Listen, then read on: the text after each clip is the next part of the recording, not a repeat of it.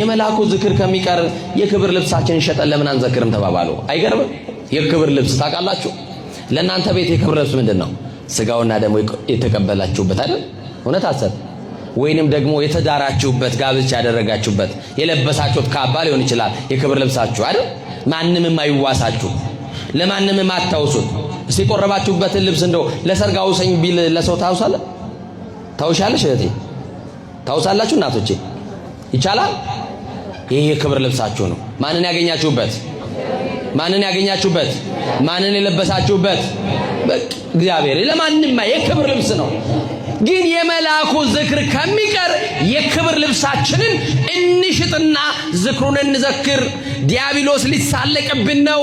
ሀብት ንብረታችን አልቋል። ያለን አንድ ሀብት እሱ ነው ብለው አሰቡና በል እንግዲያው ገበያ ወስደ ልብሱን ሽጥና ና ብላው ዱራታውስን ቴዎብስታ ላከችው። እሷ ግን መጸለይ ጀመረች ወደ ሚካኤል። እምንወድ መላእክት አለክ ፈጥኖ ደራሻችን ቅዱስ ሚካኤል እባክህን የክብር ልብሳችንን ለአንተ ወስደናል። ክብራችን መድኃኔ ዓለም ነው፣ እግዚአብሔር ነው። አንተን ያስከበርከን እባክህን እንዳንዋረድ እርዳን እያለች ትለምነዋለች። እና መንገድ ላይ አንድ ሰው አገኘው። መንገድ የሚሄድ ሀገረ ገዢ አለቃ የሆነ በፈረስ ላይ የተቀመጠ ሰው መንገድ ላይ ያገኘውና ወዴት ትሄዳለህ አለው። የሰማችሁ ነው አይደል? የምወደው መልአክ እስቲ በሉት። እስቲ በደንብ ተወዱታላችሁ? እስቲ ግለጡልኝ። እንዴት ነው የምትወዱት? የምወደው መልአክ የቅዱስ ሚካኤል ዝክር ደረሰብኝ። ሀብት ንብረታችን ደግሞ አልቆ ከሚስቴ ጋር ተጨንቀን ስናለቅስ ሚስቴ ብላተኛ ናትና የክብር ልብሳችንን እንሽጣለችኝ። ይህንን የክብር ልብስ ሸጠን ዝክሩን ልንዘክር ነው አለ። እና ያ አገረ ገዢ እኔ ዋሳለሁ ለበዓል የሚያስፈልግን አሰናዳ፣ ቤት ስለምመጣ አንድ ነገር ነግርሃለሁ አለው። የት ስለምመጣ? ይሄ መልአክ ቤታችሁ ይመጣል። ዛሬ ይምጣላችሁ? ይምጣልን የምትሉት ቤታችሁ ሰላም እንዲሆን፣ በረከት እንዲሆን፣ ቤታችሁ ፍቅር እንዲሆን ይሄ መልአክ ቅዱስ ሚካኤል ቤታችሁ ይግባላችሁ። ከዛ ለበዓል የሚያስፈልግን አሰናዳ፣ ቤት እመጣለሁ እንዲህ አለው። ወደ ወንዝ ውረድና አንድ አሳ አጥምድና ያዘልኝ አለው። ስንት አሳ? ቤት የሚመጣው እንግዳ ነው። ያ እንግዳ የፈለገው አሳ ነው።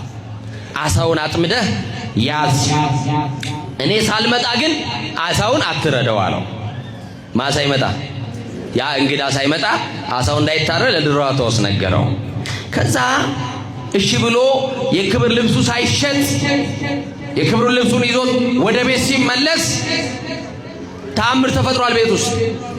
ምን ተጠብቁ ይሆን? አሁን ምን ተደርጎ ይሆን? በዚህ መልአክ ልብሱ አልተሸጠም። የክብር ልብሳቸው ነው፣ የሚቆርቡበት ነው፣ በእግዚአብሔር ፊት የሚታዩበት ነው፣ ለአምልኮ የሚቆሙበት ስጋውና ደሙን የሚቀበሉበት ልብስ ነው።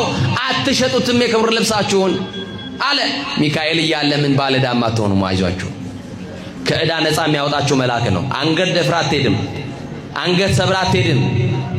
ሰፈር እንደቀየርክ አትኖርም፣ መውጫ መግቢያህን እየቀየርክማ አትኖርም። ሚካኤል እያለ ነፃ የሚያወጣ መልአክ ነው።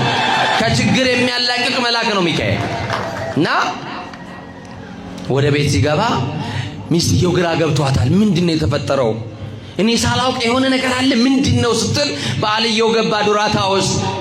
ማሩ ቅቤው በቤት ሞልቶ ተገኝቷል፣ የምከፍተው ባዶ ዕቃ ሁሉ ሙሉ ነው አለችው። የምከፍተው ባዶ ዕቃ ሁሉ ሙሉ ነው አለችው። ዛሬ ባዶ ሆኖ ከቤት የወጣችሁት ነገር ሚካኤል ሞልቶ ይጠብቃችሁ።